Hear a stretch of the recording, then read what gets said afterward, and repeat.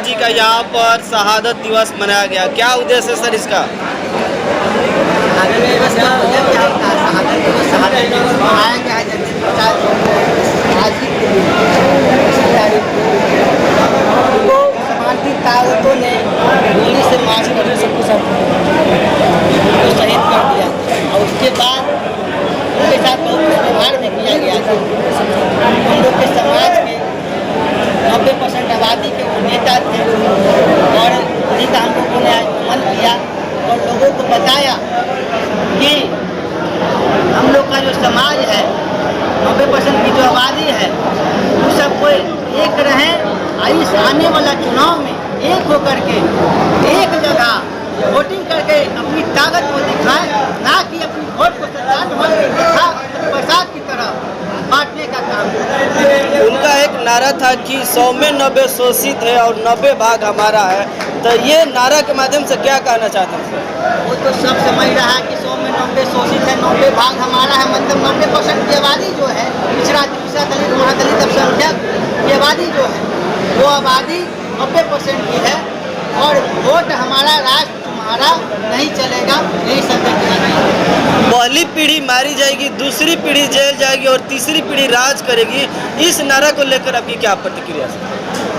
पहली पीढ़ी तो मारी गई, दूसरी पीढ़ी जेल भी गई, संघर्ष भी की, ये तीसरी पीढ़ी है कि राज करेंगे। अब हम लोग हमारी पीढ़ी के लोग समाज की ताकत का यदि भ्रम में भी जी रहे हों कि हमारा अब समय आएगा तो भ्रम में जीना छोड़।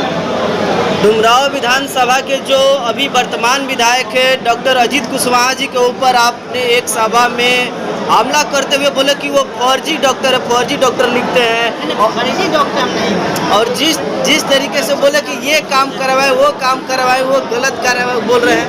क्या हम डिग्री पे कहाँ कुछ हमने कहा कि वो पीएचडी है का बखान किए कि पीएचडी किए हुए व्यक्ति और पीएचडी किए हुए व्यक्ति भी झूठ बोलने लगे हैं और लोगों को भरमाने का काम करने लगे हैं।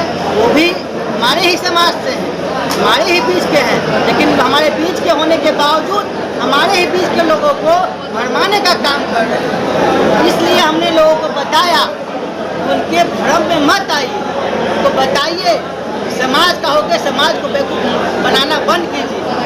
वो कहते हैं कि हम लोगों ने भी उनसे बाइट लिया था और प्रश्न किया था कि आपका 1 साल में 4 करोड़ रुपया मिलता है और 5 साल में 20 करोड़ रुपया हुआ, तो आप 20 करोड़ से अधिक कैसे काम करवा दिए? तो बोले कि हम सरकार से आवाज़ उठाते हैं, सदन में बात करते हैं और सरकार हमारी बात सुनती है तो विधानसभा में काम करने की काम करती है। या तो वो झूठ बोल रहे हैं या तो सरकार सही है। एक तो बोलते हैं कि सरकार बात नहीं सुनती, एक तो बोलते हैं कि वो हम बोलते हैं तो सरकार बात सुनती। अब उनसे पूछे कि दोनों में क्या सही है, तब हम सर अभी आपने देखा कि बैनर के माध्यम से कि भावी प्रत्याशी डुमरांव विधानसभा तो किस पार्टी से आप आ रहे हैं सर? समय बताएं। थोड़ा सा खुलासा कर दीजिए। आपके समाज के और काफ़ी जनसंख्या में लोग आए हुए हैं, तो लोग जानना भी चाह रहे हैं कि आखिर रवि उज्ज्वल जी किस पार्टी से आ रहे हैं? समय बताएगा। अभी हम जदयू में हैं, चाहे पार्टी टिकट नहीं देगी, पार्टी जब नज़रअंदाज करेगी तब हम भी पार्टी को नज़रअंदाज करेंगे। Tit for tat. डुमरांव विधानसभा के मतदाताओं को लेकर आपकी क्या अपील रहेगा सर? यही अपील रहेगा, यहाँ के जो भी हमारे भाई बहन माता जितने लोग हैं सब लोग इस बार को सोच समझ के उम्मीदवार को वोट दें। ऊपर नहीं देखिए, ऊपर देखने के चक्कर में नीचे घबरा जाता है। नीचे देखिए, घरें मजबूत ना रही, पिलर मजबूत ना रही, मकान कहाँ से मजबूत हो जाए। यही खातिर सभी समाज के लोग से ही कहना बा कि जड़ मजबूत करी, जड़ मजबूत हो जाए तो मकान ऑटोमेटिक मजबूत हो। सर आपके समाज के लोग कई भागों में बढ़ जाते हैं, इस बार नहीं बटेंगे। अक्सर हर चुनाव में देखते हैं कि एनडीए में आज सभी लोगों ने यहाँ कसम खा के जाने का काम किया है। इस बार हम लोग एक जगह गोलबंद होकर के एक जगह वोट देंगे। आप डुमरांव विधानसभा चुनाव लड़ेंगे तो इसमें आपका क्या क्या मुद्दा रहेगा, क्या गोल है, क्या हमने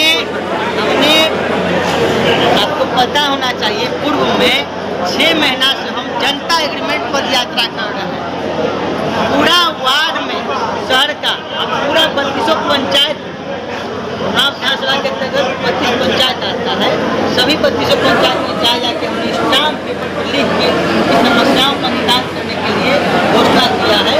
यदि हम आपका जो भी समस्या है इस पंचायत में, कई पंचायत में समस्या है, इस पंचायत की जो समस्या है उसको यदि हम सॉल्व नहीं कर सकते तो हम आजीवन राजनीति छोड़ देंगे, चुनाव नहीं लड़ेंगे और आपके हम पे कानून कार्रवाई करेंगे। तो सर उस समय चुनाव जीतने के बाद आप भी कह दीजिएगा, जिस तरीके से भाजपा वालों ने बोला कि ये चुनावी जुमला था, तो ठीक उसी तरीके से कहीं ना कहीं आप भी कह देंगे भाई साहब, हमने अभी कहा कि हमने स्टाम्प पे लिख के दिया है।